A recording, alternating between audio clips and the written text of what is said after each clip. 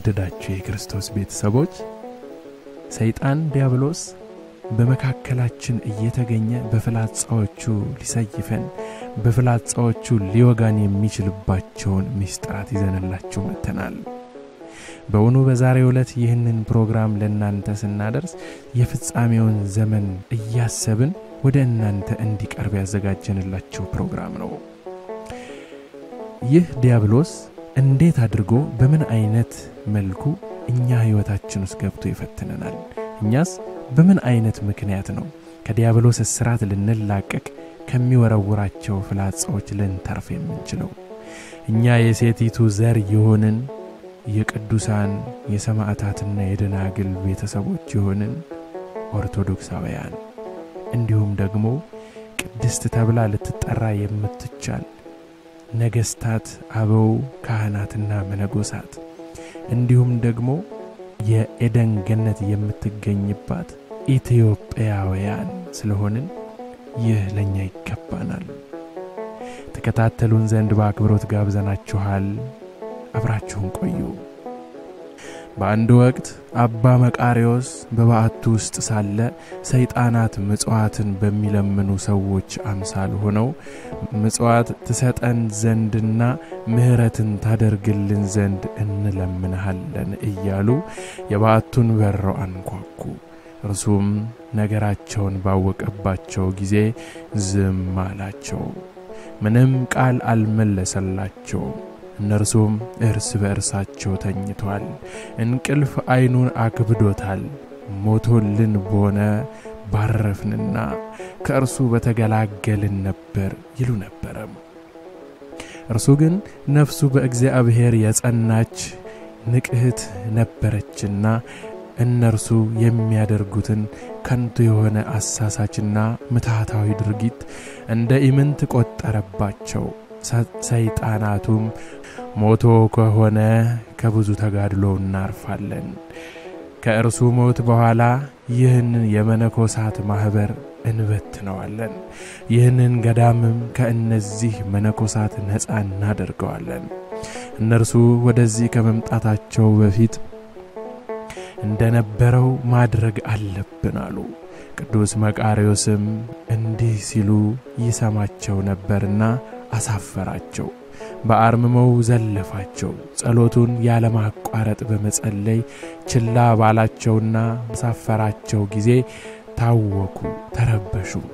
ከዚህም የበዓቱን በር በድንጋይ ይሰብሩ ዘንድ ተነሱ።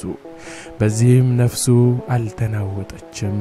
ዳግመኛም ድንጋይ ያነሱና ከወደ ውጭ ይደበድቡት ጀመረ። ሆኖም እግዚአብሔር ከእርሱ ስለሰወረው ከእነርሱ አንዳች ጥፋት አላገኘውም። እርሱ አሁንም በአርምሞ ሆኖ ዝም ብሎ ይመለከታቸው ነበር። እነርሱ የሚወረውሩት ድንጋይም ወደ ራሳቸው እየተመለሰ የአንዱ ድንጋይ ሌላውን የሚመታው ሆነ። እርሱም ምንም እንደማይመስላቸው ባዩ ጊዜ እነሆ መቃራ በእውነት ሞቷል እያሉ በመሞቱ እጅግ ደስ እያላቸው ይጮሁ ጀመረ። ቃላቸውን ከፍ አድርገው አሃው እስኪሰማቸውና ምን እንደሆነ መጥተው እስኪያዩ ድረስ በኃይል እልል ይሉ ነበር። ከዚህ በኋላ አረጋዊ ቅዱስ ኃይለ መንፈስ ቅዱስ ተነሳና እግዚአብሔር ያሳፍራችሁ ከምድር ሁሉ ያውካችሁ አላቸው። ቃሉን በሰሙ ጊዜ እንዳልሞት አወቁ። ያን ጊዜ ትቢያ ከመሬት ላይ ያነሱ ወደ አየር እየበተኑ ሽምግልና የከፋ ክፉ የሆንክ አረጋዊ አንተ በእኛ ላይ በርትተህብናል፣ አሸንፈናል አሉ። እርሱም በጌታ ስም ገሰጻቸው። እነርሱም እንደ ብዙ አንበጣ ሆነው በደመና አምሳል እየበረሩ ሄዱ። ከዚያን ጊዜ ጀምሮ እግዚአብሔር ቅዱስ መቃርዮስን ከሰይጣናት ፈተናና ከተንኮላቸው ሁሉ ያሳርፈው ዘንድ ወደደ። እርሱም ከዚያን ጊዜ ጀምሮ በእረፍትና በጸጥታ ልብ መኖር ጀመረ። ከዚህ ዓለም እስከሚሄድበት ጊዜ ድረስም ከዚያ በኋላ ሐዘናትና ከፈተናዎች አንድም እንኳ ያውከው ዘንድ አልመጣበትም። እርሱ ግን ሐዘናትና ፈተናዎች የሚመጡበት እየመሰለው ይጠባበቅ ነበር። ስለዚህም ሁል ጊዜ ልክ ከልጅነቱ ጀምሮ እስከ እርጅናው ያደርግ እንደነበረው ልቡ ንቁህ ነበር። ቅዱስ ጳውሎስ ለኤፌሶን ሰዎች በጻፈው መልእክቱ ውስጥ ስለ እምነት ገድል በሚናገርበት ወቅት የዲያብሎስ ፍላጻዎች እንደ እሳት የሚንበለበሉ እንደሆኑ አመልክቷል። ውድ ክቡራንና ክቡራት የክርስቶስ ቤተሰቦች እንዲሁም የሰባት ቲዩብ ተከታታዮች በየጊዜው የምንሰራቸው ፕሮግራሞች ወደ እናንተ ይደርሱ ዘንድ ሰብስክራይብ ማድረጋችሁን አትዘንጉ። እንዲሁም ለወዳጅ ጓደኞቻችሁና ዘመዶቻችሁም ጭምር ሊንኩን እየላካችሁ ፕሮግራሙን እንዲከታተሉ እንዲሁም ደግሞ ሰብስክራይብ እና ላይክ እንዲያደርጉ በእግዚአብሔር ስም ጠይቃለን። ተከታተሉን። ከዚህም ሁሉ በላይ እንደ እሳት የሚንበለበሉትን የዲያብሎስን ፍላጻዎች ሁሉ ማጥፋት የምትችሉበትን እምነት እንደ ጋሻ አንሱ። ኤፌሶን ነው ያለው ምዕራፍ 6 ቁጥር 16 ላይ የሚነድዱ ፍላጻዎች ከቀዝቃዛ ፍላጻዎች የበለጠ እንደሚወጉና ጉዳት እንደሚያስከትሉ የታወቀ ነው። ጠላታችን ሰይጣን በእኛ ላይ የሚያስፈነጥረው ፍላጻም ተራ ፍላጻ ሳይሆን የሚነድ ለማቁሰልና ለመግደልም ኃይል ያለው አደገኛ ፍላጻ ነው። ይህንን ፍላጻ በሰው ሰራሽ ጥበብ መመከትም ይሁን ጥፋት አይቻልም። ሊመክተው የሚችለው የእምነት ጋሻ ብቻ ሲሆን ሊያጠፋውና ሊደመስሰው የሚችለውም የመንፈስ ቅዱስ ሰይፍ ነው። ይህ ሰይፍም የእግዚአብሔር ቃል ነው። ጳውሎስ እንዳለው የእምነትን ጋሻ በማንሳትና የመዳንን ራስ ቁር በራሳችን ላይ በመድፋት ከክፉ ነበልባላዊ ፍላጻዎች መጠበቅ እንችላለን። ራሳችንን ከአደጋ የምንጠብቅበት የመከላከያ ስልታችን ይህ ሲሆን በተከላካይነት ብቻ ልንወሰን ግን አይገባም። ማጥቃትም አለብን። ውጊያችን ከደምና ከስጋ ጋር አይደለምና ስልታችንም መንፈሳዊ እንጂ ስጋዊ ሊሆን አይገባውም። በመንፈሳዊ ዓለም ውስጥ ጠላትን የምናጠቃበት መሳሪያችንም የመንፈስ ቅዱስ ሰይፍ የሆነውን የእግዚአብሔርን ቃል በመያዝ ነው።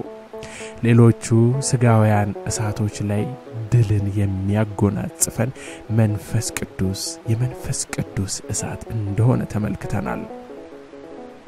ከዲያብሎስ ጋር በመናደርገው ውጊያ ላይ ዲያብሎሳዊ ወይም ደግሞ ሰይጣናዊ እሳቶችን ለመደምሰስ የሚያስችለን አሁንም መንፈስ ቅዱስ የመንፈስ ቅዱስ እሳት ነው። ቅዱስ ጳውሎስ ስለ መንፈሳዊ ትግላችን ስልት ሲናገር እንዳለው መሳሪያዎቻችን መለኮታዊ ኃይል ያላቸው እንደሆኑ አመልክቷል። በስጋ አስተሳሰብ እንደምንመላለስ አድርገው በሚገምቱት በአንዳንድ ሰዎች ፊት ግን በድፍረት ለመናገር እችላለሁ። ምንም እንኳ በዓለም ብንኖር የምንዋጋው እንደ ዓለም ሰዎች አይደለም።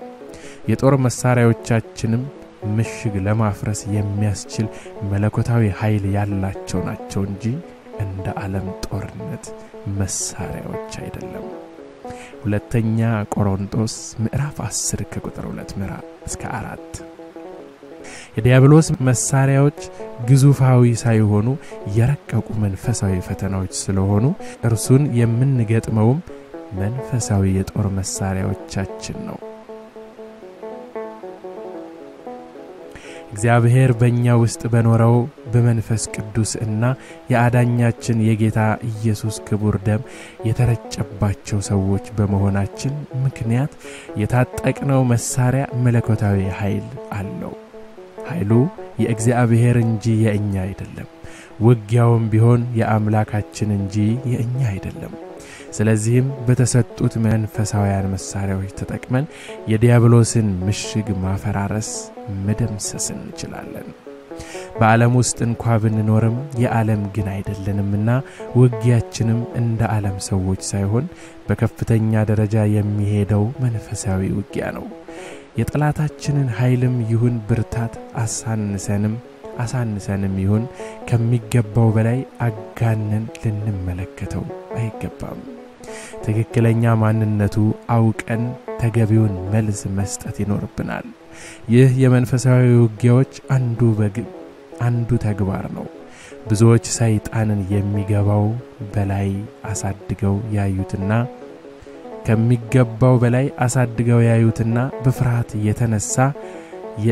ከፍርሃት የተነሳ የእርሱ እስረኞች ሆነው ይቀራሉ። ብዙዎችም ሰይጣንን እንደሌላ አድርገው ይገምቱና ሳያውቁት በወጥመድ ውስጥ ይገባሉ። መውጣት ተስኗቸውም የጣረ ሞት መፍጨርጨርን ሲያደርጉ ይታያሉ። በሁለቱም ጫፎች አቅጣጫዎች ከሚገባው በላይ ማሰብ አንደኛ ነው። የዲያብሎስን ህላዌ መካድም ይሁን ከሚገባው በላይ አሳድጎ መመልከት ሁለቱም የዲያብሎስ ማጭበርበሪያ መሳሪያዎች ናቸው። መጽሐፍ ቅዱስ ግልጽ ለግልጽ እንደሚያስተምረን እግዚአብሔርን በመካድና ለእርሱ ባለመታዘዝ ምክንያት የወደቁ መላእክት አሉ። ምንም እንኳን እግዚአብሔር ተለይተው ያመጹም ቢሆኑ ስጋውያን ግዙፍ ሳይሆኑ መናፍስት ናቸው። መንፈስ ረቂቅ ነው። ዕውቀትና ስጋዊ ፍጡር ዕውቀትና ችሎታም አለው። ስጋዊ ፍጡር የበለጠ ዕውቀትና ችሎታም አለው። እነኚህ ርኩሳን መናፍስት ቢሆኑ ይህንን ኃይል እንደያዙ ነው የተጣሉት። ስልጣናቸውን እንጂ ኃይላቸውን አልተቀሙም። ስለዚህ በዕውቀትም ይሁን በኃይል በኩል ከሰው በላይ የሆነ ችሎታ አላቸው። ይህ ከፍተኛ ችሎታቸውም ሰውን ከእግዚአብሔር ነጥለው የገሃነም ዜጋ ለማድረግ እየተጠቀሙበት ነው። ሰው በራሱ ዕውቀትና ኃይል ብቻ ተደግፎ ሊቋቋማቸው ከቶንም አይቻለውም።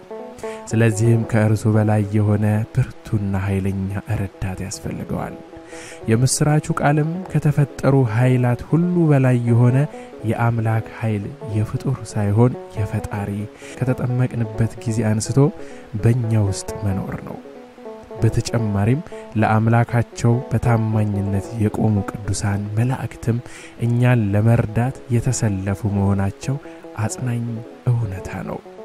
እንዲሁ ያልተቀሙት የወደቁት መላእክት የተባሉት እነዚህ የተጣሉት ታላቅ ያላቸውን ስልጣናቸውን ኃይላቸውን እግዚአብሔር ደግሞ እነሱን ጥሎ እነዚህን አጋንንት ጥሎ እኛን ደግሞ ሊራዱን ከኛን ደግሞ እንዲራዱን ከተፈጠሩ ፍጥረታቶች በሙሉ እጅግ ረቂቅና ድንቅ ፍጥረት ወደሆን ነው ከተፈጠሩት እንዲሁም ከሁሉም ፍጥረታት የምንበልጥ እኛ በአምሳሉ የተፈጠርን ሰዎችን እንዲሁ ደግሞ እንዲራዱን ቅዱሳን መላእክቱን ማዘውንላል። ታዲያ ቅዱሳን መላእክት የሚድኑትን ለማገልገል የሚላኩ የእግዚአብሔር አገልጋዮች የሆኑ መንፈሶች አይደሉምን? ዕብራውያን ምዕራፍ 1 ቁጥር 14። ምንም እንኳን ደካሞችና ኃይልና በችሎታም ከዲያብሎስ በታች ብንሆንም በእኛ ውስጥ በሚኖረው በመንፈስ ቅዱስ የተነሳ ዲያብሎስ በላይ የሆነ ኃይልና ችሎታ ተሰጥቶናል።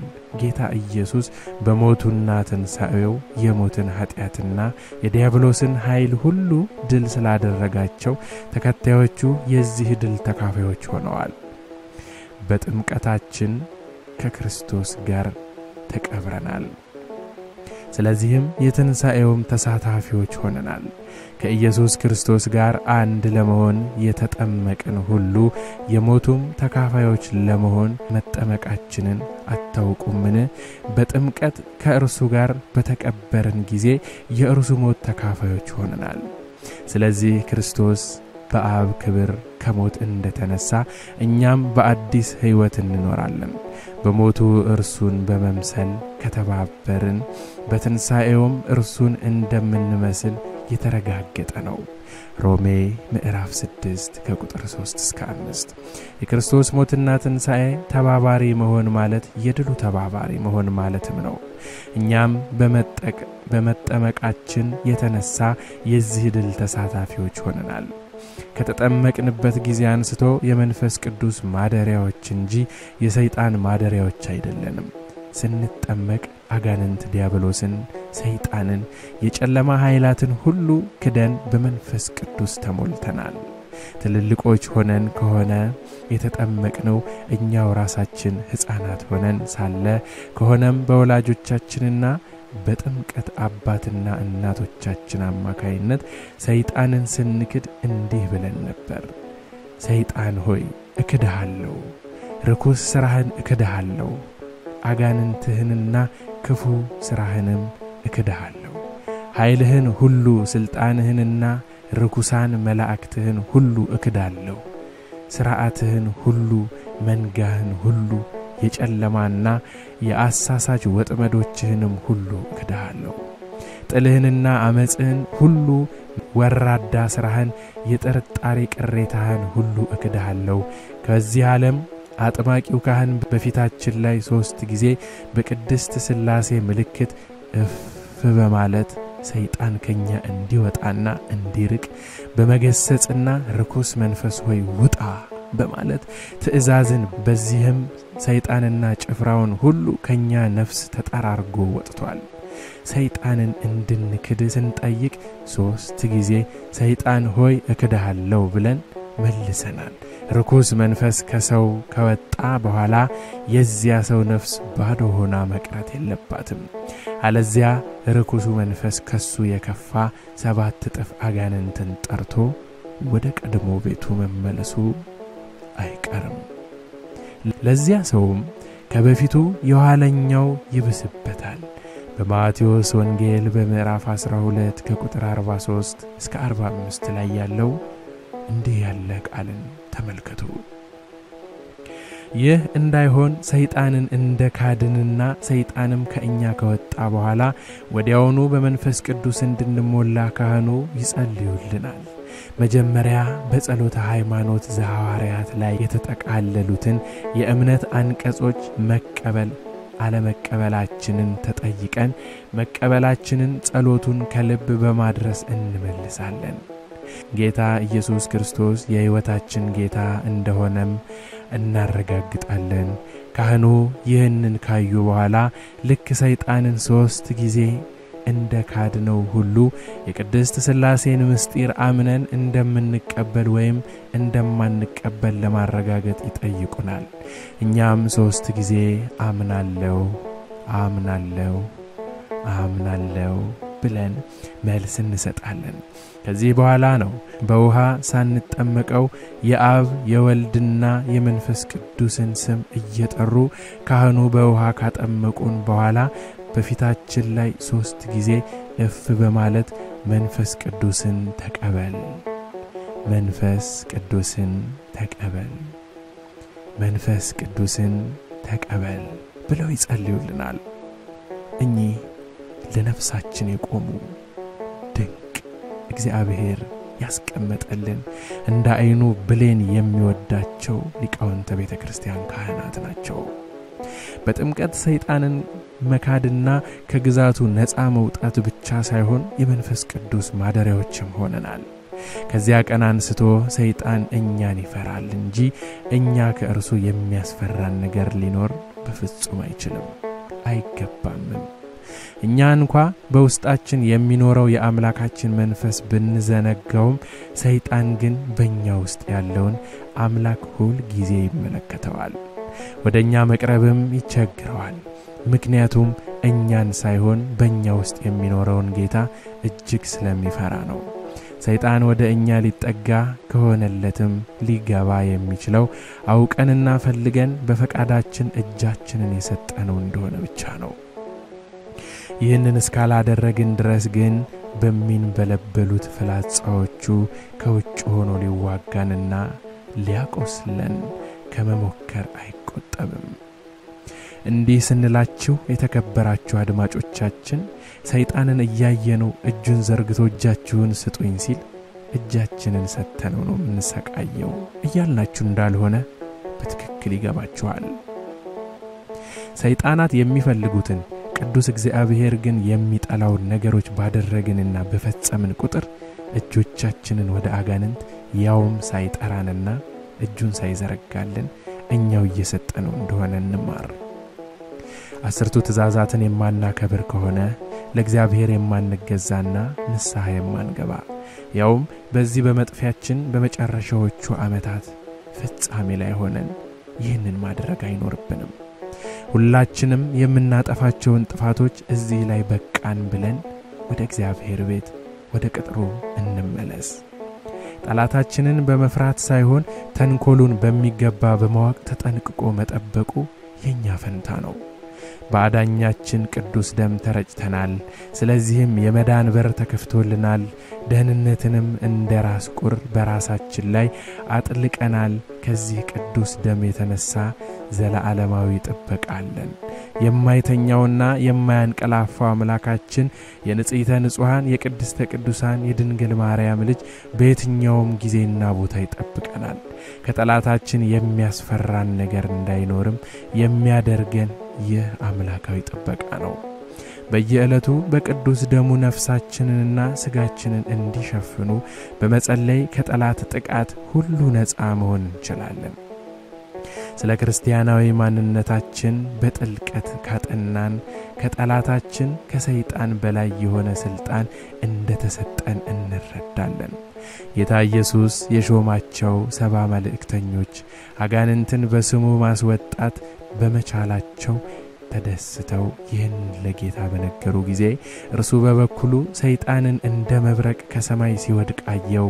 እነሆ እባቡንና ጊንጡን ትረግጡ ዘንድ በጠላትም ኃይል ሁሉ ላይ ስልጣን ሰጥቻችኋለሁ፣ የሚጎዳችሁንም ምንም የለም የሚል መልስ ነበር የሰጣቸው።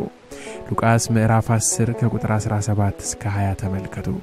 ከነኚህ 70 ተከታዮቹ በፊት 12ቱን ሐዋርያት ሲልክም በርኩሳን መናፍስትና በደዌ ሁሉ ላይ ስልጣን ሰጥቷቸው እንደነበርም በማቴዎስ 10 ከቁጥር 1 እስከ 4 በማርቆስ ምዕራፍ 3 ከቁጥር 14 እስከ 19 እና ሉቃስ ምዕራፍ 9 ከቁጥር 1 እስከ 2 ላይ እናነባለን። ይህ ታላቅ ስልጣን ለቤተ ክርስቲያን ተሰጥቷታል። ቤተ ክርስቲያን ማለትም እኛ ነን። ጠላታችን ሰይጣን መንፈስ ስለሆነ ከኛ በላይ የሆነ ኃይል ሊኖረው ይችላል። ስልጣኑ ግን የኛ ነው። ኃይል ያለ ስልጣን ዋጋ የለውም። ኃይል ከስልጣን ጋር ግን ብርቱ መሳሪያ ነው። በሉቃስ ወንጌል ላይ እንደምናነበው ለሐዋርያት የተሰጣቸው ስልጣን ብቻ ሳይሆን ኃይልም ጭምር ነው። 12ቱንም ሐዋርያት በአንድነት ወደ እርሱ ጠርቶ በአጋንንት ሁሉ ላይ በደዌም ይፈውሱ ዘንድ ኃይልና ስልጣን ሰጣቸው ተብሎ ተጽፏል። የሉቃስ ወንጌል ምዕራፍ 9 ከቁጥር 1 ላይ ይህ ኃይልና ስልጣን ስጋዊ ሳይሆን መንፈሳዊ ስለሆነ እጅግ ብርቱ ነው።